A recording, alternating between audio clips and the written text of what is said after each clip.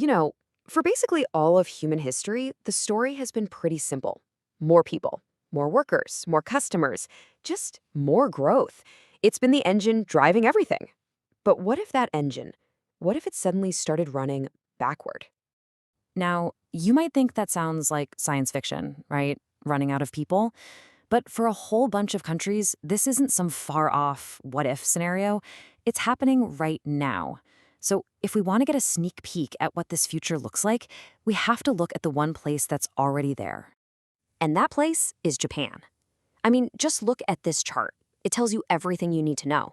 See those green bars? That's the number of people over 65, and they're just shooting up. And that red line? That's their share of the entire population. It's a society that's getting older, and believe me, it is happening incredibly fast. Okay, so how on earth did we get to this point? Before we can really dig into what a shrinking world means, we first have to figure out what's causing it.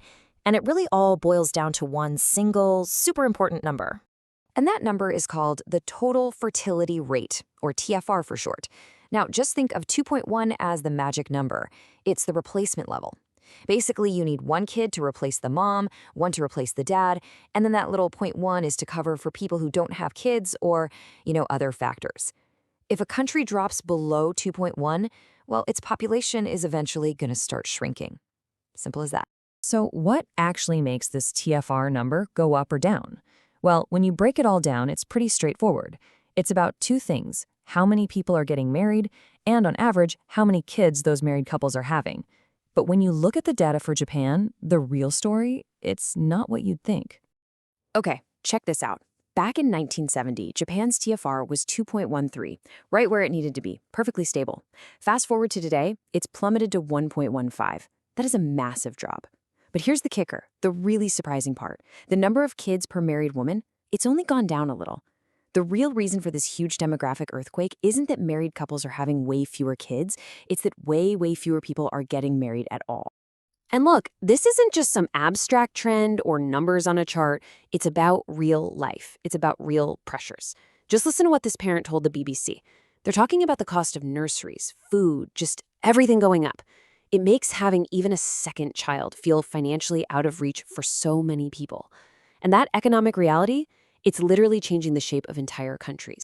So when you think about an aging population, your mind probably goes to the obvious stuff, right? Like, who's going to pay for pensions? And yeah, that's a huge deal. But there's a second effect, something much more unexpected. It's a wild connection between the age of a country and its technology. Take a look at this. This chart shows us how many industrial robots there are for every 1,000 workers in a few different countries. See if you spot the pattern. You've got South Korea and Germany, two of the fastest aging big economies in the world, way up at the top. And then you have the United States, which is a bit younger demographically, way down at the bottom. The difference is huge, more than double. So what gives? What in the world do demographics have to do with robots on a factory floor? It seems like two totally separate things, right? Well, according to some economists at MIT, it's actually a pretty clear chain reaction. It goes like this. You have fewer babies born decades ago, which means today you have a shortage of middle-aged workers. And those are exactly the people who typically do a lot of the hands-on manual jobs. So what do companies do when they can't find people for those jobs? They buy robots to fill the gap. So yeah, more robots is a direct result of this specific labor shortage caused by an aging population. And this isn't some small effect either. Get this. The research suggests that a country's age profile alone can explain about 35% of the difference in how much they invest in robots. 35%! That means the robot revolution isn't just about cool new tech. A huge part of it is actually being driven, or at least sped up, by demographics.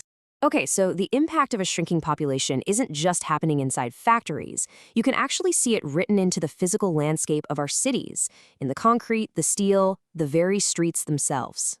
Think about it. For 100 years, city planners basically operated on one simple rule. Cities always grow. Always.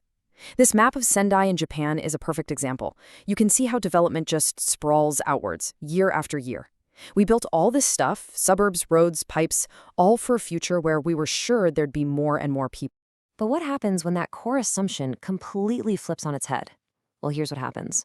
By the year 2050, Japan is expected to have 15.5 million empty homes. Just think about that number. It's like a physical monument to a future that we planned for, but that never showed up. And the economics behind it are actually super simple. It's classic supply and demand, like you see in this graph. The number of houses, the supply, is pretty much fixed, right? But as the population shrinks, fewer people are looking to buy, so that demand curve shifts way over to the left. What do you get? A massive surplus of empty houses, which means falling prices. And it's not just about empty houses. It's all the other stuff, the invisible infrastructure. You've got roads built for rush hour traffic that now see fewer cars, but they still need to be maintained. You have these huge water systems where water can sit in the pipes for too long because not enough people are using it, which is a health risk. Even something like garbage collection becomes totally inefficient. These are the quiet, hidden, and very expensive problems you face when you're trying to manage a city that was built for growth in an age of shrinkage. And all of this, it brings us to what might be the biggest challenge of all. Our entire modern economy, everything, it was built on the idea of endless growth. So, what happens when that very foundation starts to crack? At the very core of this problem is something called the intergenerational social contract. It sounds complicated, but the idea is actually really simple. The deal is that the people working today pay taxes that support the generation that's already retired, their parents and grandparents. It's for things like pensions and healthcare. But as this quote points out, when you have way fewer workers and way more retirees, well, that deal, that contract, it starts to break down. And the hit to economic growth is pretty serious. Forecasters are saying that just because of aging, a lot of developed countries could see their GDP drop by almost 0.5% every single year.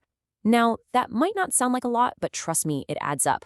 Over 25 years, that's like losing $10,000 of economic activity for every man, woman, and child. So what this tells us is that we can't just patch up the old system. It's not going to work. As Alana Armitage from the UN Population Fund puts it, we need a whole new social contract. The economic playbooks we wrote 50 or 60 years ago, back when populations were booming and life expectancy was shorter, they're not built for the world we're living in now. Which kind of leaves us with this one final, really big question. For our entire lives, success for a country has meant one thing: growth. A bigger GDP, more jobs, more everything.